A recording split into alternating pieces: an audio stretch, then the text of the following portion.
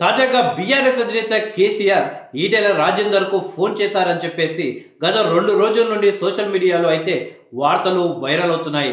తాజాగా అదే ఎపిసోడ్ పై ఈటెల రాజేందర్ స్పందించడం జరిగింది. మళ్ళీ కలిసి పనిచేద్దామని కేసీఆర్ ఈటెల రాజేందర్ ను పిలిచారని సోషల్ మీడియాలో జరుగుతున్న ప్రచారంపై BJP MP Eatala Rajender clarity ఇచ్చారు.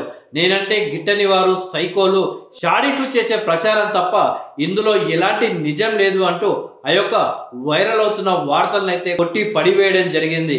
బీఆర్ఎస్ కేసీఆర్ విషయంలో చాలా కాలంగా తన స్టాండ్ ఏంటో చెబుతున్నా కానీ ఎందుకు కావాలని ఇలా నాపై దుష్ప్రచారం చేస్తున్నారు అంటూ ఈటెల రాజేందర్ వాపోయారు.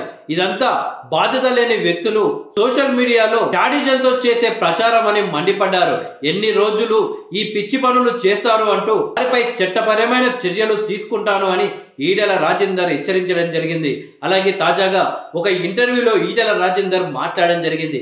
అయితే యాంకర్ అడిగిన ఆసక్తికర ప్రశ్నలకు ఈటెల జవాబు కూడా ఇచ్చారు. తిరిగి కేసీఆర్ గారు పిలిస్తే మళ్ళీ బీఆర్ఎస్ లోకి వెళ్తారా అని యాంకర్ అడగ్గా ఇదేమన్నా చిన్నపిల్లల ఆటనా, బాధ్యత గల పొలిటికల్ లీడర్లము తిరిగి బీఆర్ఎస్ లోకి నేనెందుకు వెళ్తాను, వాళ్ళ పార్టీ వాళ్ళది, మా పార్టీ మాది, బీఆర్ఎస్ ని ఓడించి రాష్ట్రంలో బీజేపీని అధికారంలోకి తీసుకురావడమే నా కర్తవ్యం అంటూ ఈటెల రాజేందర్ చెప్పడం జరిగింది. మొత్తానికి ఈటెల రాజేందర్ పై వస్తున్న వార్తలను అయితే ఎట్టకేలకు ఆయన స్పందించడం జరిగింది.